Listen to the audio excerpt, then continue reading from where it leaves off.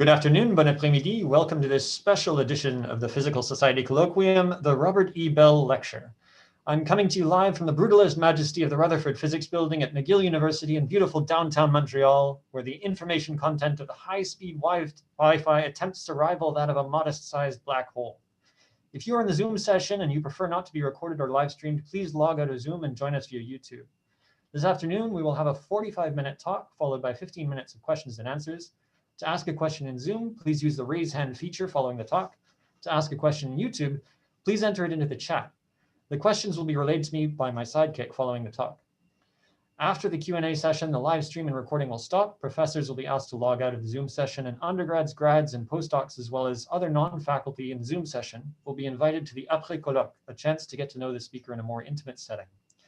With that, I will now pass to Professor Alex Maloney to introduce the speaker. Alex? Wait, shouldn't it be me? I should pass to Professor Sang-Young John, the chair of the physics department, to describe the Bell lecture. Thank you, Bill. Okay, welcome everyone to 2020 Bell lecture. I'm Sang-Young John, the chair of the Department of Physics. The aim of the Bell lectures is to bring excellent physicists to tell us about exciting science and inspire the next generation. This lecture series is made possible partially by an endowment from the Bell family in memory of Robert Edward Bell, Bob Bell to his friends and colleagues, who was a distinguished member of the department. Bob Bell passed away on April 1st, 1992 at the age of 72.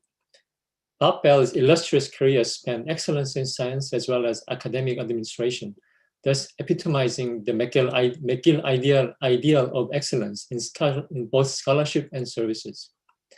Bob Bell was principal and vice chancellor of McGill from 1970 to 1979, which was a tumultuous period of time.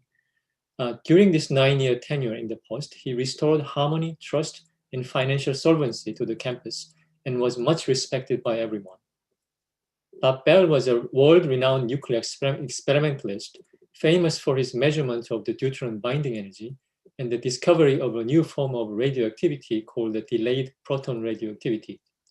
This was actually the third one discovered at McGill, the first two being alpha and beta rays by Rutherford.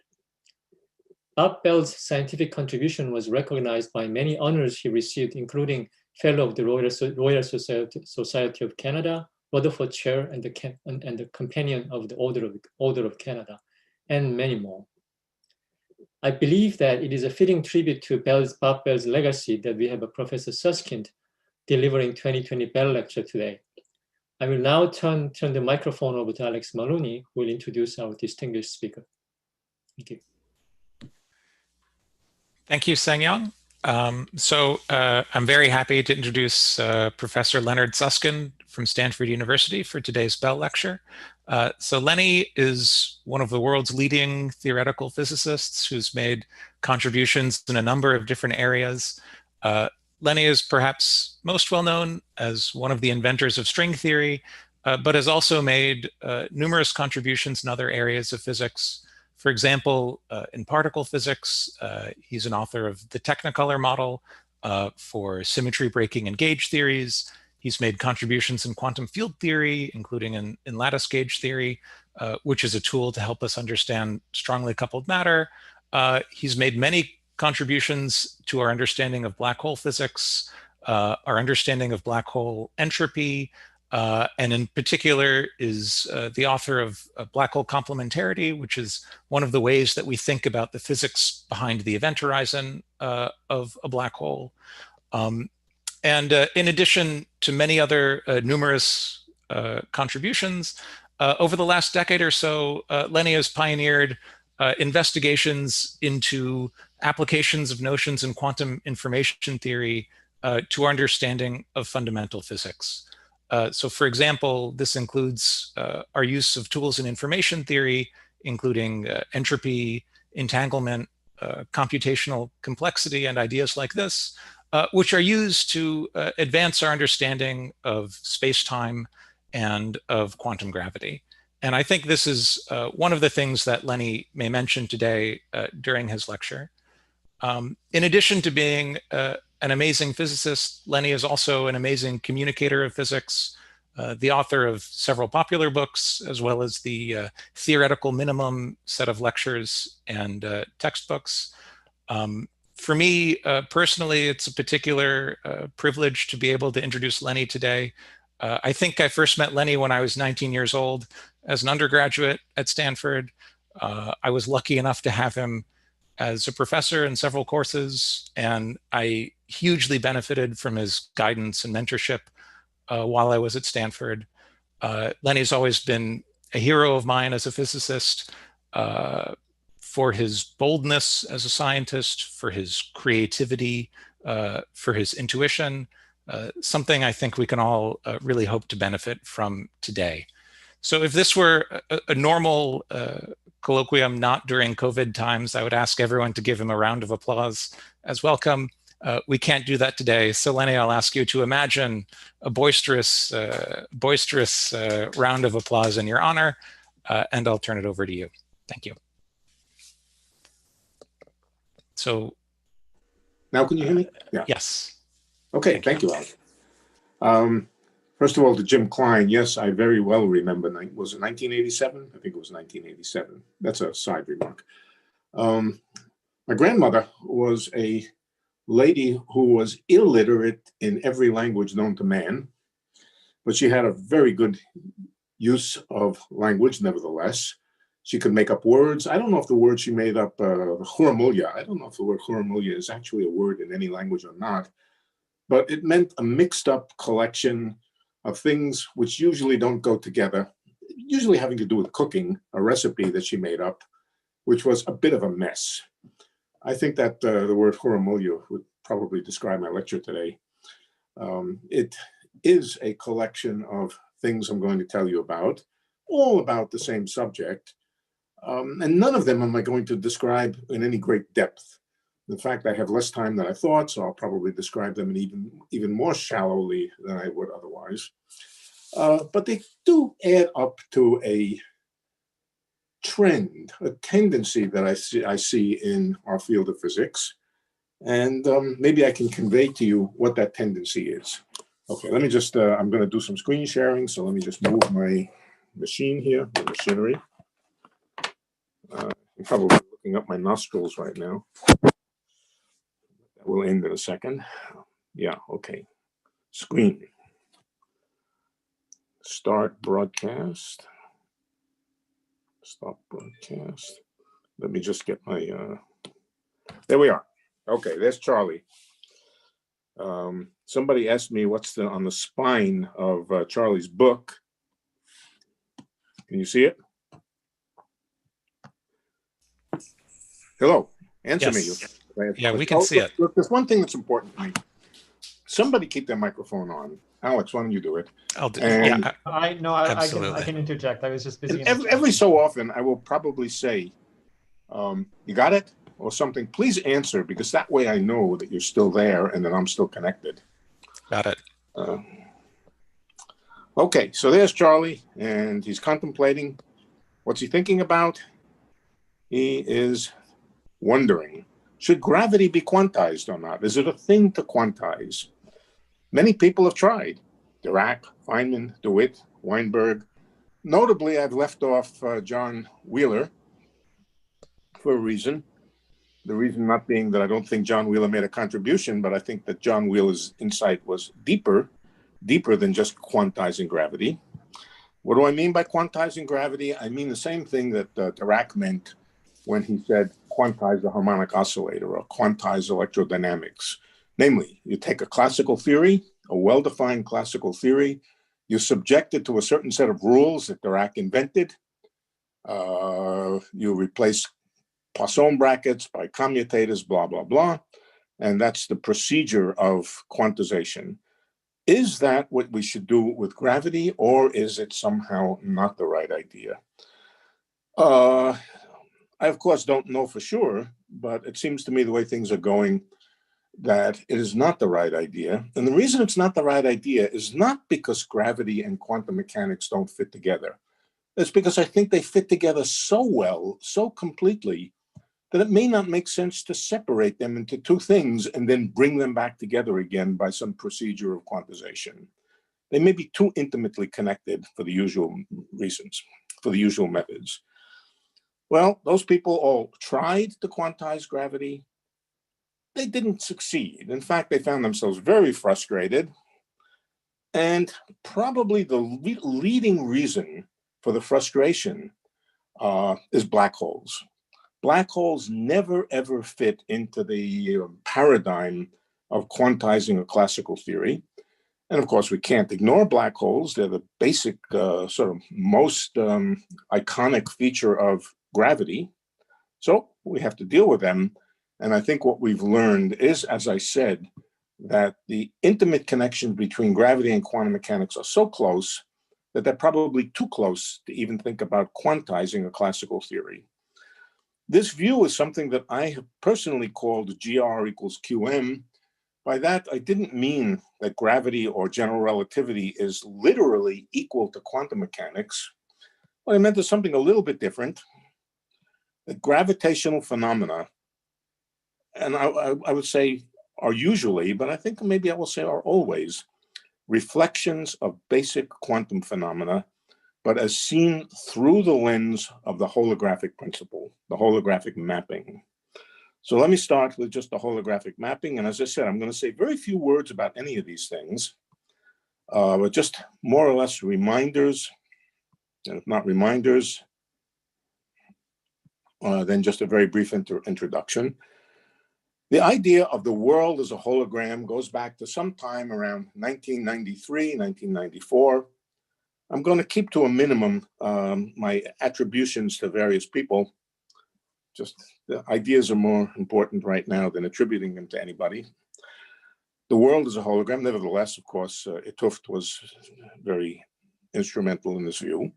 And what this view said is that a region of the world, a region of space, and a region of space-time, but in particular a region of space, the region inside the sphere here, for example, has a maximum entropy, and maximum entropy means a maximum amount of information that it can hold that's proportional to the area of the boundary and in Planck units, and a slightly more adventurous version of it, that region of space can always be described by a system whose number of degrees of freedom is no greater than the bounding area of the surface that bounds the region. In other words, that a region of space can be described by a boundary theory, a theory on the boundary, with no more than 1 degree of freedom per Planck area. Now, that, of course, was startling at the time, and it's now a very well accepted idea. Maybe so well accepted that it's maybe a little too well accepted, but it is a very definitely accepted idea. And let me say one thing about it. This picture over here represents a world of 3 dimensions, 3 + 1 dimensions, and here is a piece of the boundary of that region of space that might enclose it. And if we were talking about an ordinary hologram representing a volume of space, and we went and we looked on the film of that ordinary hologram, we would find absolutely no way, or well, of course there would be a way, but there would be no obvious way to connect what's seen on the film to what's it representing in space. It would just be a mess, a lot of little tiny scratches and sort of random structures, which, when subjected to the right algorithm, would reconstruct the 3-dimensional space. It's obvious that you can't map full 3-dimensional space in a nice, simple, recognizable way to a 2-dimensional space. And so it's to be expected that any such mapping is complex. I'm not using that now in a technical sense, and highly non-obvious, very mixed up, shall we say. One version of this kind of holographic mapping is the ADS-CFT, the mapping between ADS. ADS represents a volume of space. CFT, that's what exists on the holographic surface here. and it stands for conformal field theory, but it's not very important. The important thing is that it does map a very, very definite boundary theory to a bulk theory. But as I said, in a way which is very difficult to disentangle, not simple, and that makes it interesting. All right, so let me give you some examples of the QR equals QM idea. The QR equals QM idea is examples of gravitational phenomena which appear to be parallel to, very, very parallel to quantum mechanical phenomena. And these quantum mechanical phenomena, in no ordinary sense are they recognizable as gravitational phenomena. I've listed some here, and these are the ones I'll talk about if I get to all of them. Not entirely clear I'll get to all of them. The first one is the idea, on the left-hand side, we have gravitational things, but that really means geometric things. Geometry of space and time. We have the idea of area. Area is very definitely a geometric concept. We have the idea, okay, let me go through them one at a time. Area, and what's on the quantum mechanical side? Quantum mechanical entanglement. By now, the community that I belong to have so connected area and entanglement that we almost think of them as the same thing. But if you think about it for a minute, what the hell does entanglement, quantum entanglement, have to do with area? Another example, which is very closely related to this area entanglement, is what's called ER equals EPR. ER stands for Einstein-Rosen, and it stands for a solution of Einstein's field equations which represent a wormhole. On the right-hand side, again, entanglement. What do wormholes have to do with entanglement? Not at all obvious. Another example, I spoke about area being entanglement or connected to entanglement. The volume of a region of space, and in particular, the volume of an Einstein-Rosen bridge, a wormhole, appears to be closely connected to and perhaps equivalent to, through this holographic mapping, to a very abstract concept of quantum mechanics, the concept of computational complexity or quantum computational complexity. Again, something which is highly quantum mechanical, has no obvious connection to anything geometric, and we think that they are not only connected, but perhaps quantitatively connected, quantitatively equivalent. Another is gravity itself. Charlie Brown was sitting there with an apple about to fall on his head. What is it that's pulling the apple down toward him? Well, it's gravity, of course. But we're beginning to learn that gravity on the left-hand side is closely connected to a concept called operator growth or size growth, which I will come to. Hopefully I will get to it. But again, a highly quantum mechanical concept that has no obvious connection with geometry.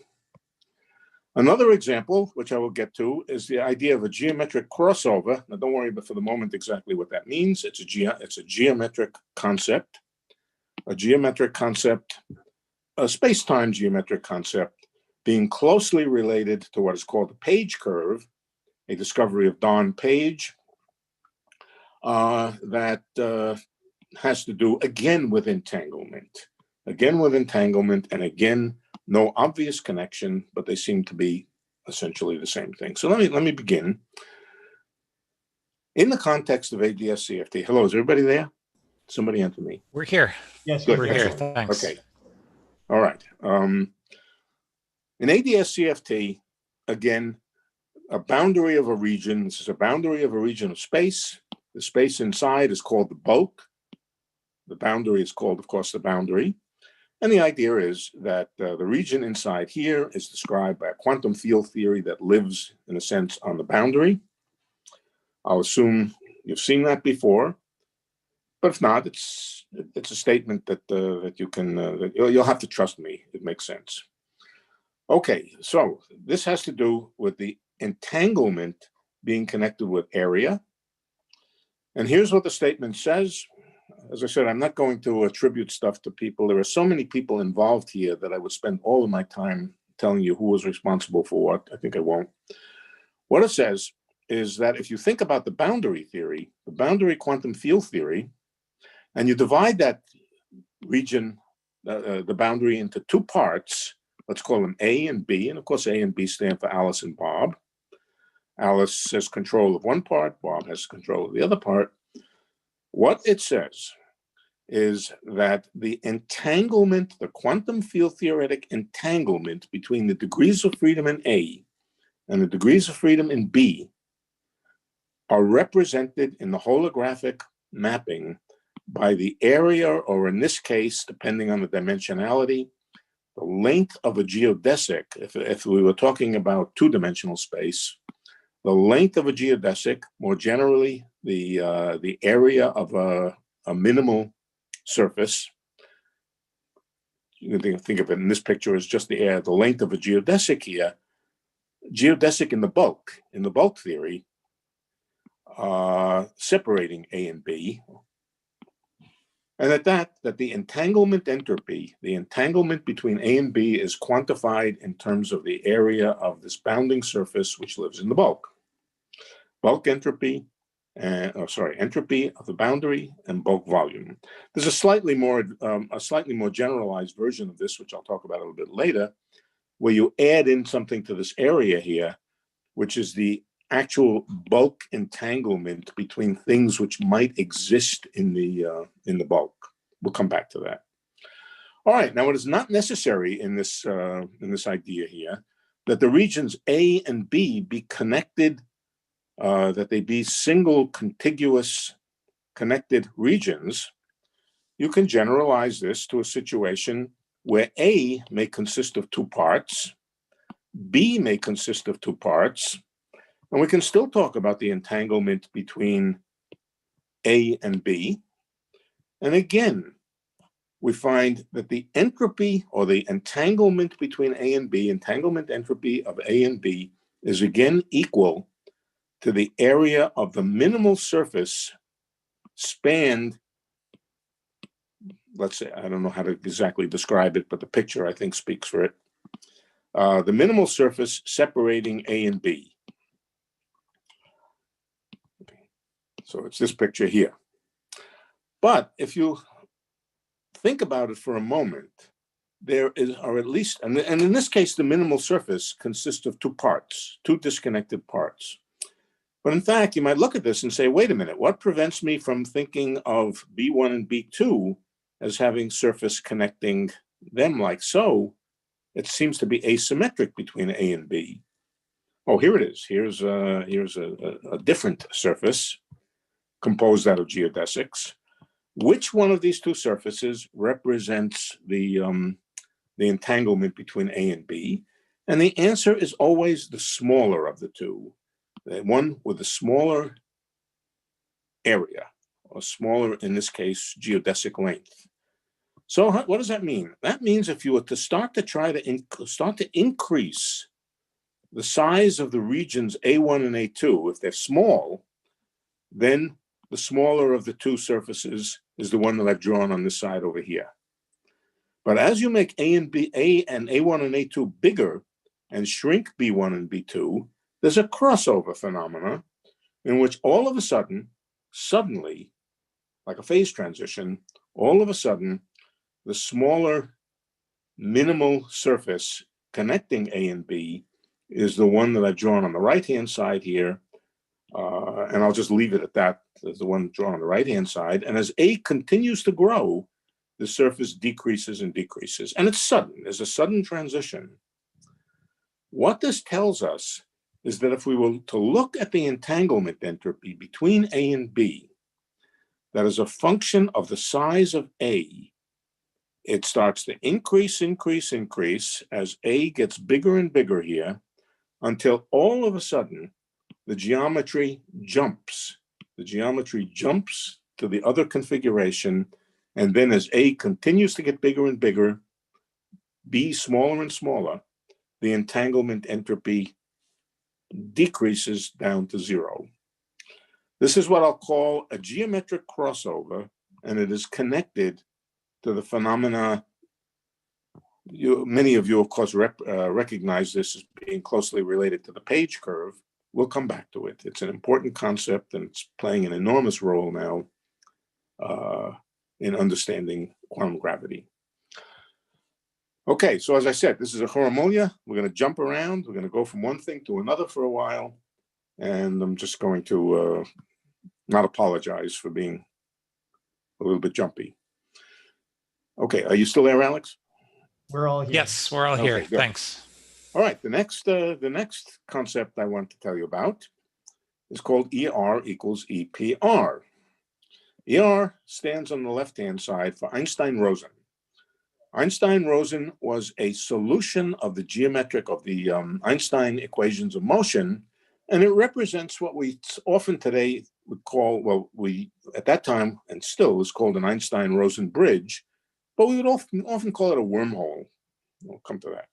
On the right-hand side is Einstein again, Rosen again, and Podolsky. What Einstein, Rosen, Podolsky stood for is entanglement. Actually, EPR stands for something else. Elements of physical reality is what Einstein called them. But the EPR paper was about quantum entanglement and had nothing whatever to do in any obvious way with Einstein-Rosen bridges.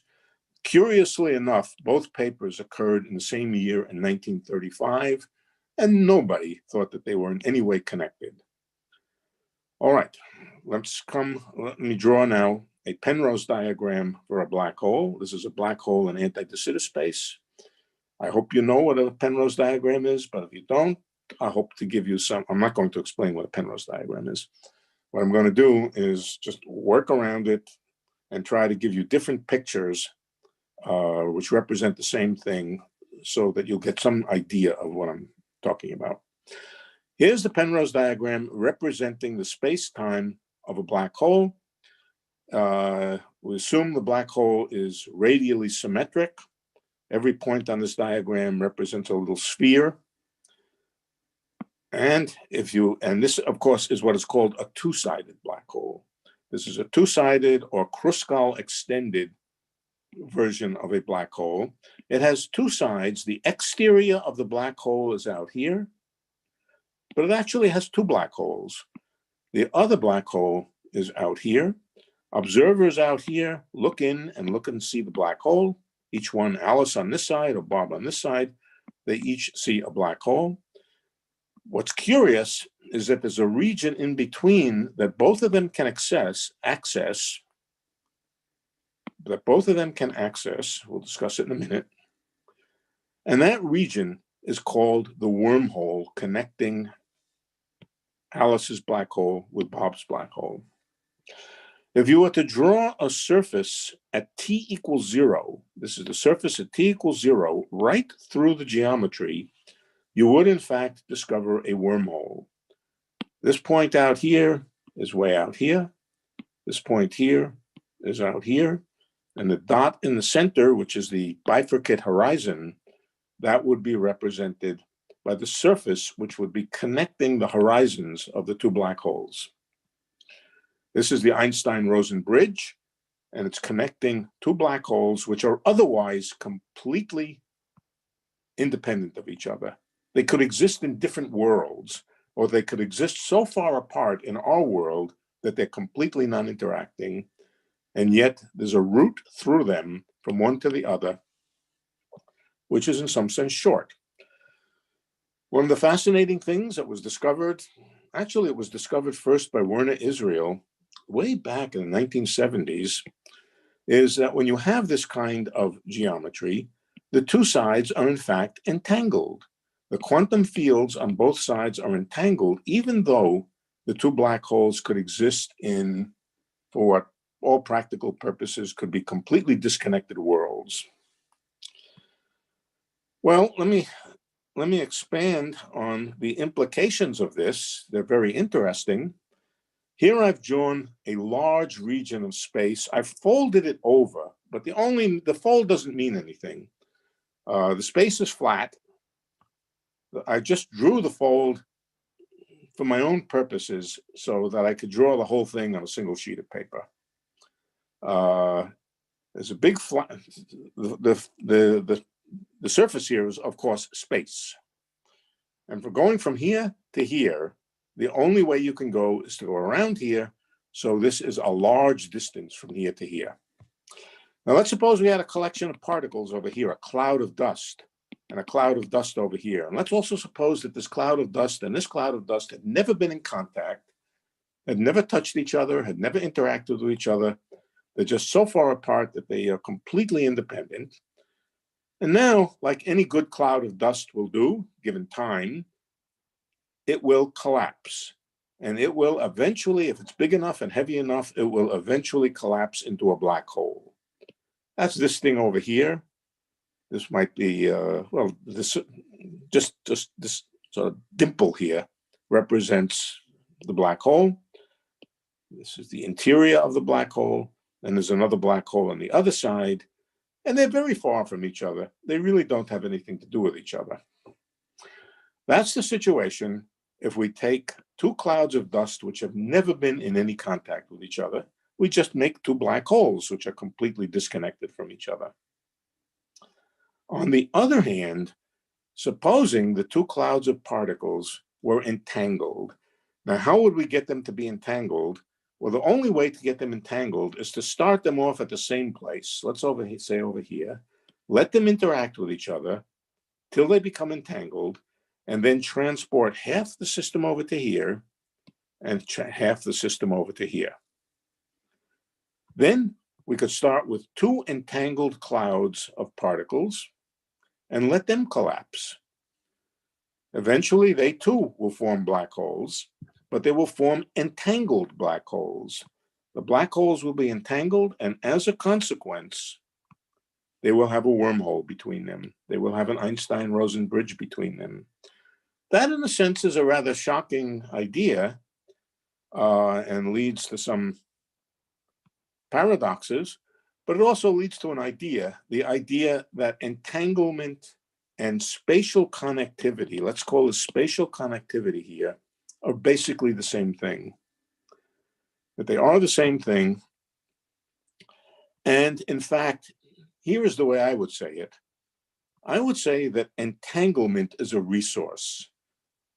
People in computer science would know, quantum computer science would know exactly what I'm talking about. If you have entangled systems, you can do things with the entanglement. You can quantum teleport, you can do all sorts of tricks with quantum entanglement, and they are a resource for doing things. Now, a given resource often has different manifestations. Energy could be electrical energy, it could be gravitational energy, but energy is energy, and you could but you can change one form into another. The same is true with entanglement. And one of the forms of entanglement we've discovered now, or at least that's the claim, one form of entanglement could just be entangled particles.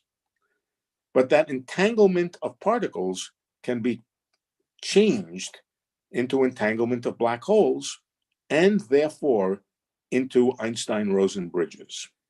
Entanglement and geometry are closely connected, but you can also go back. You can go back from the two black holes to the clouds of particles. How? Just let the two black holes evaporate. You can go back and forth, and this resource can be interchanged. And in that sense, thought of as a resource, entanglement and Einstein-Rosen bridges or spatial connectivity apparently are the same thing. All right, so now let me go a little further. I told you about this idea that the entanglement of the boundary, Alice's portion of the boundary and Bob's portion, are quantified in terms of a surface, in terms of the area of the minimal surface spanning A and B, minimal surface in the bulk, not on the boundary. Okay, but there's a little generalization of that in order to make it quite precise, you have to add in a little bit. You have to add in not just the area, but the possibility that there might be entanglement between things in the bulk. A particle over here and a particle over here might be entangled. You have to add in that bulk entanglement to the area of the surface here. Now, that's a little disappointing. The hope was to have a completely geometric quantity that would represent the completely quantum mechanical property of entanglement. But if we think about it a little more, here's a illustration. This disk up on the top is just space again, bounded. It's the same space I drew here. And here is a surface that separates the two. And instead of having particles here, I'm going to have a black hole in this region and a black hole in this region. A black hole is just a big particle. If those black holes are not entangled, then they don't contribute anything to the entanglement between A and B. There is no bulk entanglement in that situation. But if those black holes themselves are entangled, as I described above, then they create an Einstein-Rosen bridge between them. So the geometry is more complicated than just the geometry of this surface here. It contains this handle. Now, when we start to think about the minimal area, here's the construction that we should do. We have A and B, and we take a surface which hugs A, and then we move it, and we move it until we find the minimal surface. That would be over here. But in moving it, we have to move it past this hole in the handle over here. And in doing so, according to the right mathematical rule, what we will wind up discovering is there's another piece of the area that this surface describes, and it's the area of the handle here. The minimal surface contains both this and this. And in fact, this piece of the area is exactly the bulk entanglement. So if we accept the idea that, that entanglement and area really are the same thing, and this generalized ER equals EPR idea, then the idea of entanglement entropy being represented by area is very general and includes the possibility of entangled matter on both sides. So that's an interesting sidelight on things. Okay, everybody still there? We're still here. All right. I'm enjoying it a lot. Now, as I said, this is a Horomolia, so we're going to jump around. Well, wait a minute. Now, there's something interesting here. There's a famous theorem called the no signaling theorem. It's a theorem about entanglement. Why it suddenly appeared sometime around 1995 or something like that, I don't know. This is something I personally knew since the 60s, and I think so did John Bell for sure. And I suspect everybody who thought about entanglement understood it. But it had never been stated clearly until more recently. It is called the no signaling theorem, and it's a theorem that says that you cannot use entanglement to transmit information from one place to another. You cannot take two entangled things, do some operation on one of them, and transmit information faster than the speed of light, for example.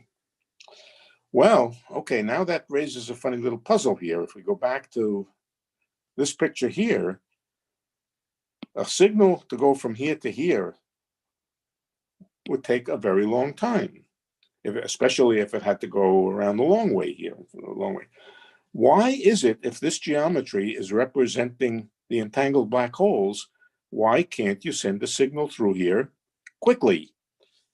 Why can't you signal in violation of the speed of light constraints? The answer is found in general relativity, and it's the statement that the Einstein-Rosen bridge grows so rapidly with time. Here's where the bridge is. As time goes on, it grows. It grows so quickly that any signal starting from Alice's side will never get through to Bob's side without plunging into the singularity. That's a geometry theorem. That's a geometry statement. It's the statement that wormholes are not traversable, the non-traversability of wormholes. You can picture it another way. Here's the wormhole. Think of it as a tunnel going from from New York to New Jersey. There are such tunnels. But imagine that the tunnel grows with time. The length of the tunnel grows with time. So if Alice goes into the tunnel and tries to get out in New York and tries to get out in New Jersey, she'll encounter the problem that the tunnel is growing. And if the tunnel grows fast enough, in particular, if it grows with the speed of light, but if it grows fast enough, Alice will never make it through to the other side. She'll get stuck in the middle someplace. This is another picture representing exactly Alice trying to get through the wormhole.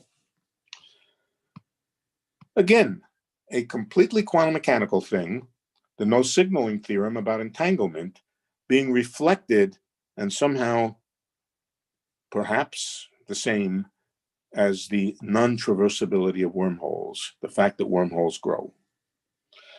Okay, so it's very important to this picture of things that wormholes do grow, otherwise we would be in violation of the no signaling theorem. We can go to a one-sided black hole. A one-sided black hole doesn't have two black holes, it's just one black hole, unentangled with anything else. This is the Penrose diagram for it. This yellow region could represent the matter which fell in, could be a star collapsing. And in the process of collapsing, it creates a horizon someplace. Here's the horizon. And horizons, black holes, are thermodynamic systems. This we know. They have entropy, they have heat, they have temperature. They're thermal systems. And if we follow this growing, the horizon starts very small, maybe zero size. It grows, and then once all the matter is in, it stops growing. This stopping of growing, when all the matter passes through the horizon, is thermal equilibrium being established. That's when the entropy reaches its maximum. When the entropy reaches its maximum, the black hole is in thermal equilibrium. Nothing happens after thermal equilibrium. You know yourself that if a system comes to thermal equilibrium, it's finished. It just doesn't do anything afterwards. It just sits there in heat death, thermal equilibrium. On the other hand, if we look at the full diagram, including the interior of the black hole, we see that the interior of it continues to grow. The diagram is a bit of a distortion. If we draw more and more surfaces like this, we will actually find that the volume of the interior grows indefinitely, at least classically, and grows to enormously large proportions. And all of this takes place long after the system has reached thermal equilibrium. Here's another picture of this, the same thing, if you like. Here's the little dimple in space, which represents the black hole early on. When it first forms, it's down here. The orange stuff over here is the star, which fell in. Here's the dimple, and it starts to grow. It starts to grow, the interior starts to grow, and after a very short time, a millisecond for a stellar-sized black hole, thermal equilibrium is established. The black hole comes to thermal equilibrium, and according to any kind of normal reasoning, nothing happens after that. But something does happen. The interior continues to grow. And classically, it continues to grow forever. That raises a question, and it's a question that I was puzzled about for a very long time. What is it that continues to grow long after, in the black hole interior, long after thermal equilibrium is established? I have to say that puzzled me for 30 years. I didn't know what was going on. But now there's a suggestion. I think it's more than a suggestion. I think by now it's a fairly well confirmed, more than a suggestion. What grows long after thermal equilibrium is quantum complexity. I have to go away for a second. My cat is knocking at my door, trying to get into my room. I have to tell her to go away. I will be back in 10 seconds. Okay, Esme. I will wait for you with bated breath. Yes, all right. Esme, go ahead. That's okay. All right. Sorry about that. My cat is very obstreperous. It's no problem. The last time I was lecturing in Utrecht online, and my cat came and sat on my lap while I was lecturing, and somebody said, "Oh, that's Susskind's cat." Laugh, please. Never mind. Like Schrodinger's cat. Okay. We're all Okay, laughing, so what? don't worry. Yeah. Okay, what grows long after thermal equilibrium is established? And the answer is in any quantum system, in any complex many-body quantum system, in particular if it's chaotic, computational complexity continues to grow long after thermal equilibrium is established. Okay, so let me tell you a little bit about what computational complexity is. How much time do we have, Alex? Oh, So we Bill still is have- in charge. Yeah, so I think it would be good if you could wrap up fairly soon, because we would Okay. like to have about 10 to 15 minutes for questions. Okay, all right. So I will not get through all of the examples that I was going to describe, but let me at least finish this one. What is complexity? So what is complexity? In order to define complexity, and this is let's begin with classical complexity. I have a bunch of qubits, not a bunch of qubits, a bunch of bits, classical bits. A classical bit, let's think, is a system which can either be up or down. Let's suppose I have a collection of them. What do I mean by simple? A simple state or a simple configuration. A simple configuration is one that's very easy to describe. It takes only a few words to describe it. And in this case, everybody up. Everybody up would be a simple configuration. In a quantum situation, it would really mean an unentangled state. But let's just say simple means everybody up. A complex state would be anything else, or a more complex state would be anything else.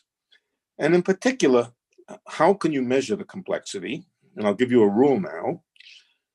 We also need a concept of simple operations. The simplest operations in classical physics that can get you from one state to another is simply to flip a bit, flip a single bit. We might also consider a simple flip dealing with 2 bits at a time, but dealing with small number of bits we'll consider to be simple. Okay, what is the idea of complexity? It's simply the minimal number of simple operations that you need to prepare a given configuration, and I'll call it C. Well, given any classical configuration like this, you can always get there by flipping no more than n bits, where n is the total number of the bits. You never have to flip more than n of them. Flip this one here, that one there, and so forth. And so the maximal complexity for a classical configuration is no bigger than the number of bits. That is also the maximum entropy of such a system. So complexity and entropy, there's not a big quantitative difference between them classically. Quantum mechanically, the situation is completely different. I don't know who first made this observation. It's connected to Feynman's observation about why it's so hard to solve quantum mechanics problems. But instead of being the minimum number of simple operations classically to bring a classical system to a given configuration, it's the minimum number of, let's say, 2-qubit gates. You can't get to every state by simple 1-qubit gates. You need at least 2-qubit gates. The minimal number of 2-qubit gates, a gate is just an operation on 2 qubits, a unitary operation on 2 qubits. What is the minimum number of operations that it takes? And the answer is vastly larger than the corresponding corresponding classical situation. The maximal complexity classically was just n. The maximal complexity quantum mechanically is exponential in n. And in fact, it is exponential in the maximum entropy. So complexity can be vastly, vastly bigger than entropy. And by the same token, complexity can increase long, long after entropy has reached its maximum. It's a very subtle quantity. You don't notice it ordinarily in ordinary life, but it is something which can increase. Here's a picture of the increase of complexity. It eventually gets as big as it can, and then it rattles around. Forget the rest of this diagram here.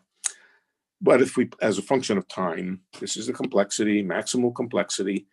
If we plotted where thermal equilibrium is established, it would be a tiny, tiny little region almost at the very beginning here.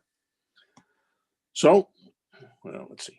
Complexity is a very fine-grained quantity, but it is apparently important in the interior of black holes. Why? Because it seems that the complexity of the quantum state of the hologram is the volume of the interior of the black hole. So the ability of black holes to grow, the ability of them to avoid the no signaling theorem, those things all seem to be connected about the tendency for complexity to grow with time. I had a couple of more examples.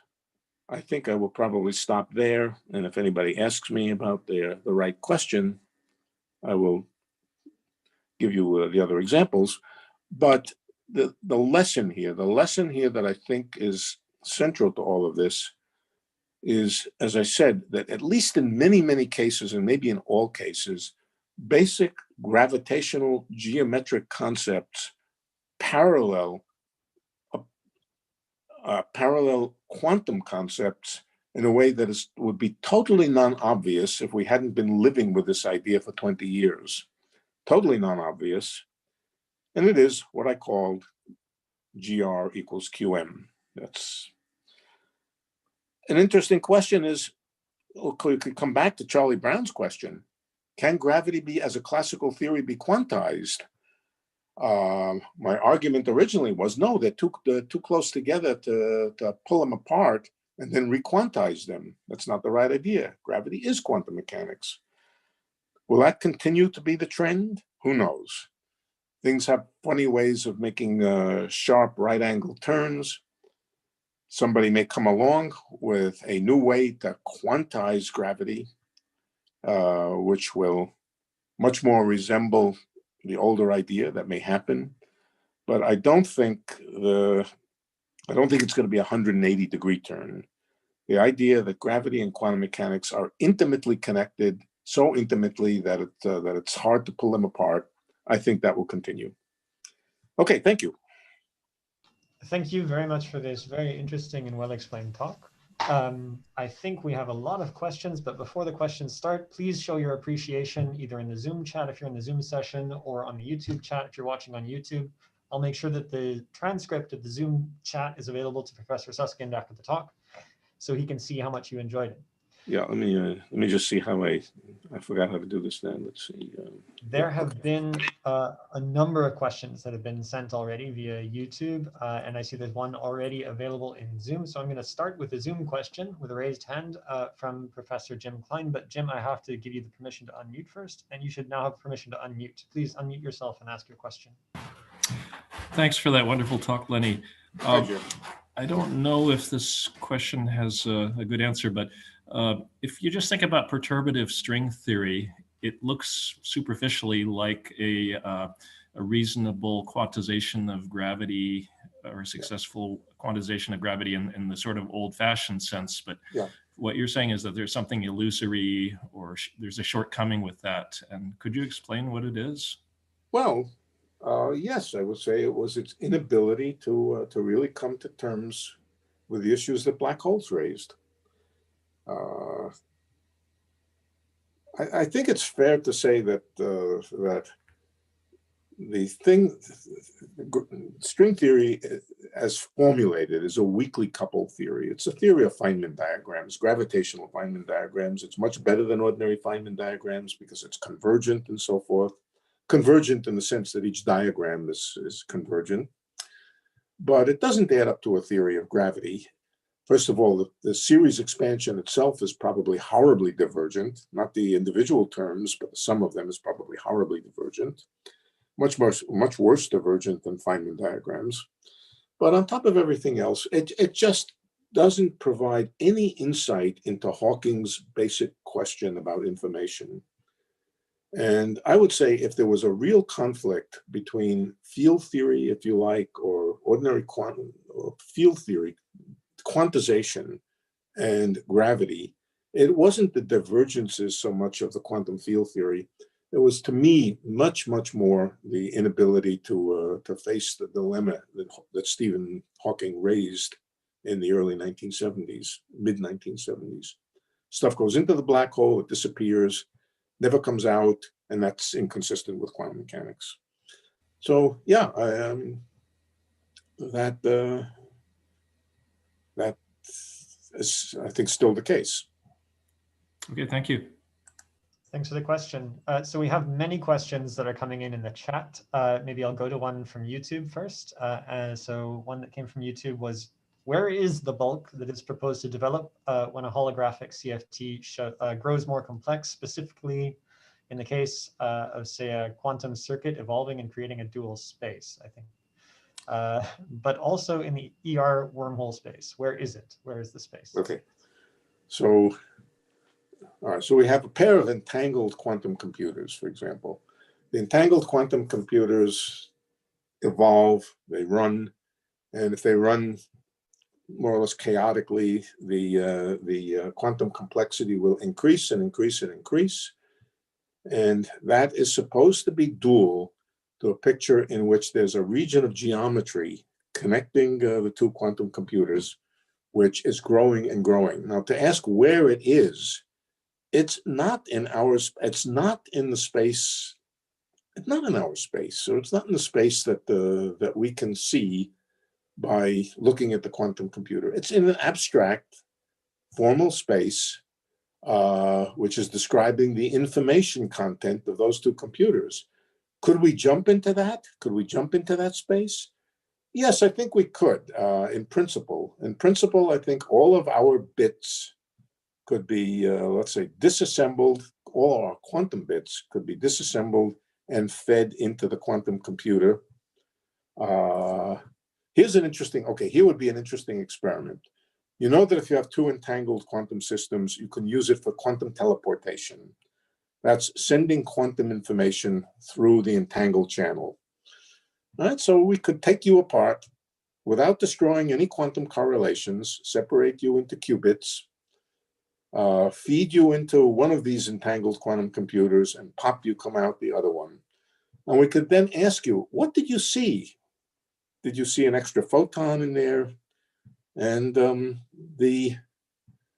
from what we know, from what we have experienced over the last decade or so, in particular the last couple of years, is that this kind of quantum teleportation can be translated into geometric terms, into real geometric terms, where the observer who was quantum teleported indeed would come out with a record of what he found inside. I don't think it makes sense to ask, where is that space? I don't know, where is it? It's in Brooklyn. I don't know. Okay, thank you.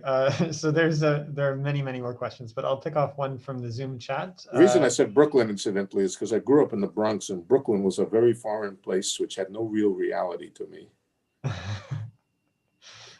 So another question from the Zoom chat is, does string theory play any important role in these considerations?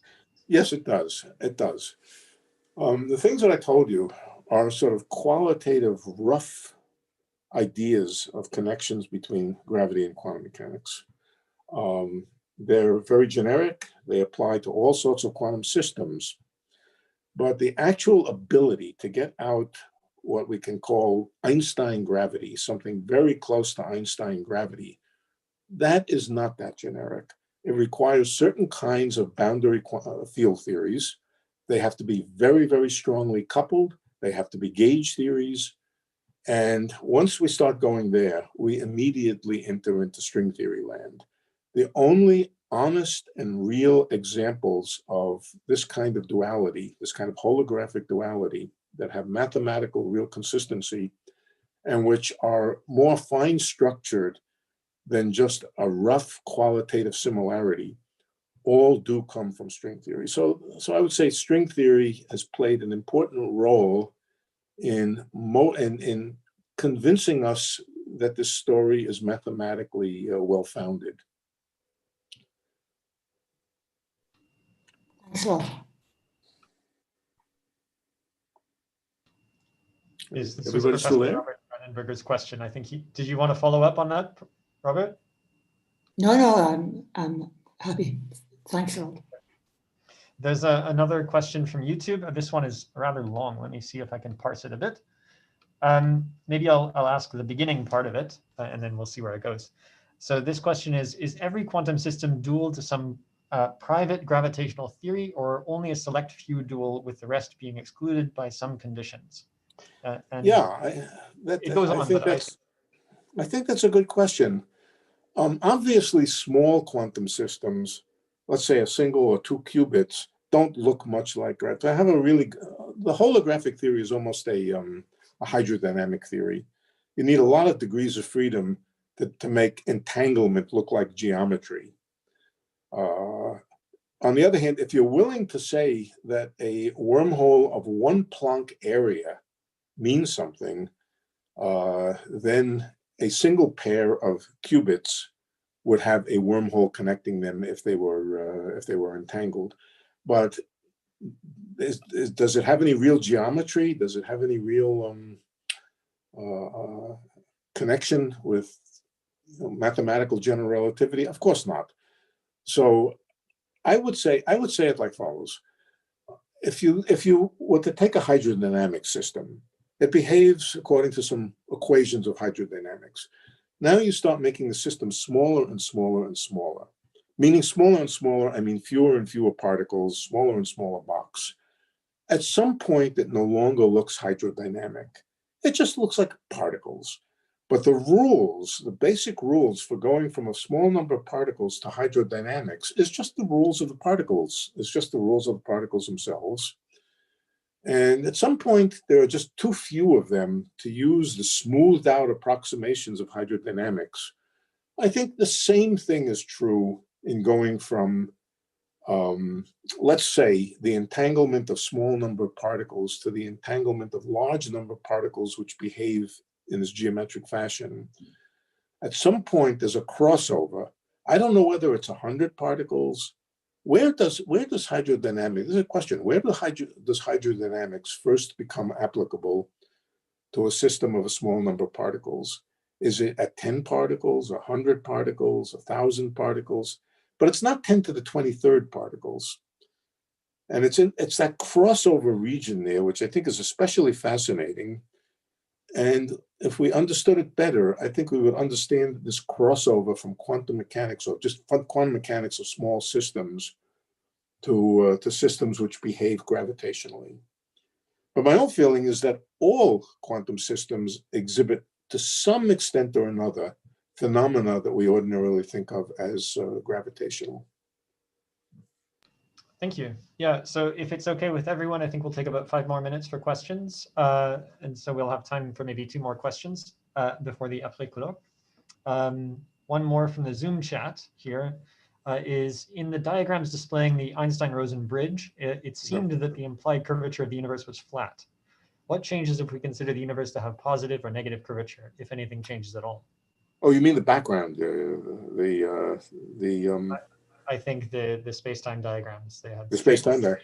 Yeah, the actual Penrose diagram that I drew as a square, if you remember it was a square, actually is a diagram for a black hole in anti-de Sitter space, which is not flat. It's negatively curved.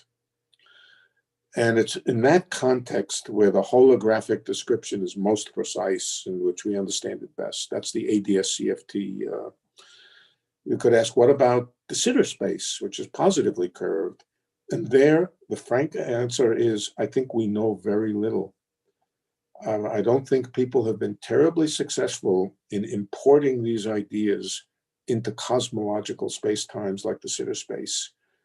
And there's no question in my mind that new input, new concepts, new ideas will be necessary in making that connection. I don't think we're very far along that direction. So there was no reason for space-time to be flat in what I described, but there was a good reason for it to be negatively curved as opposed to positively curved. Okay, there's one more that I might ask from Zoom, and I think that's going to be the last question. The last question is, presuming there is no limit to how many distinct black holes you can create out of the cloud of entangled gas and therefore connected wormholes, would matter be able to be entangled at the Big Bang before inflation? I suppose. I don't know. I don't know what happened before inflation.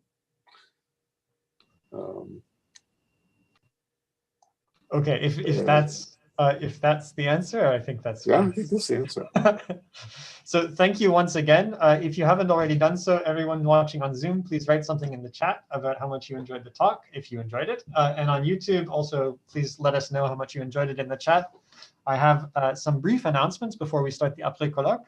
The first announcement is that everyone who is not a professor, someone who's not in a tenured or tenure-track position, should join, please stay in the Zoom session if you're here for the après colloque. But what I wanted to do also is to announce the next week's special Physical Society colloquium. So we will have a colloquium given by our own professors Robert Brandenberger and Daryl Haggard from McGill, entitled Black Holes, the 2020 Nobel Prize in Physics. They will explain this year's award. Thanks once again to all who have joined us.